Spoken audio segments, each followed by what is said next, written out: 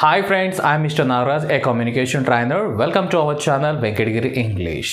Friends, ఈరోజు మనం నేర్చుకోబోతున్నాము గెట్లో కొన్ని రూపాలు. గెట్ అనగానే మనకు అందరికీ గుర్తొచ్చేది గెయిన్ లేదా పొందడం అనే దాంట్లో జనరల్గా యూజ్ చేస్తుంటాం.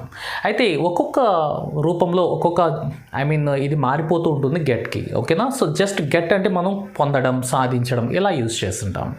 అదేవిధంగా గెట్ అనేది ఇవ్వు అనే దానికి కూడా యూజ్ చేస్తామండి. Like get me A glass of water, నాకు కాస్త వాటర్ ఇవ్వు. గెట్ మీ దాట్ బుక్, ఆ బుక్ ఇవ్వు. గెట్ మీ ద పెన్, నాకు ఆ పెన్ను ఇవ్వు. గెట్ మీ ఏ మొబైల్ ఫోన్, నాకు ఒక మొబైల్ ఫోన్ ఇవ్వు. గెట్ మీ సమ్ మనీ, నాకు కొంత మనీ ఇవ్వు. మరి చిన్నపిల్లలతో మాట్లాడాలి అనుకున్నప్పుడు గో అనేది యాడ్ చేసుకుంటే ఒక ఫ్రేజ్ అనమాట. Go and get, go and get, go and get, go and get me A glass of water, వెళ్ళి ఒక గ్లాస్ వాటర్ తీసుకురా. రేపు మీ అంకుల్ వచ్చాడు, వెళ్ళి ఒక చైర్ తీసుకురా అని చెప్పాలనుకోండి. Go and get a chair. Okay, నీ బుక్స్ తీసుకొని రా వెళ్ళి అని చెప్పాలనుకోండి పిల్లలకి. Go and bring your books. వాళ్ళతో వెళ్ళి మాట్లాడు అని అడగాలనుకోండి. Go and talk to them. వాళ్ళని కూర్చోమని చెప్పు అని చెప్పాలనుకోండి. Go and ask them to sit. ఈ విధంగా గో అండ్ అనేది మనం చాలా చక్కగా అయితే ఉపయోగించుకోవచ్చండి. మరి ఈరోజు మనం నేర్చుకోబోతున్నాం phrasal verb get down. Okay, get down అంటే ఏంటంటే మామూలుగా దిగడాన్ని గెట్ డౌన్ అని అంటారండి. ఓకే, ఇప్పుడు ఫర్ ఎగ్జాంపుల్ మీరు బస్లో ఉన్నారు, ఇప్పుడే బస్ స్టాప్ చేశారనుకోండి. దిగడానికి it's getting down, I'm getting down, నేను బస్ దిగుతూ ఉన్నాను.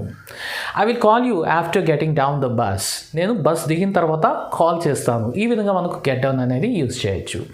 మరి గెట్ ఇట్ డౌన్ అంటే ఎలా యూజ్ చేయాలి? ఏదైనా సంథింగ్ మీరు అటక మీదో లేకపోతే ఒక గోడ మీద పెట్టున్నారు, దాన్ని కిందకి దించు అని చెప్పాలి అనుకున్నప్పుడు చాలా ఈజీగా గెట్ ఇట్ డౌన్ అని ఉపయోగించాలి. గెట్ ఇట్ డౌన్, దాన్ని కిందకి దించు. లేదా చైర్ పైన పెట్టున్నారు అనుకోండి, గెట్ ద చైర్ డౌన్. లేదా బాక్స్ ఉందనుకో, గెట్ ద బాక్స్ డౌన్, ఆ బాక్స్ని కిందకి దించు అని చెప్పాలి. లేదు నన్నే కిందకి దించు అని చెప్పాలనుకోండి, గెట్ మీ డౌన్, నన్ను కిందకి దించు.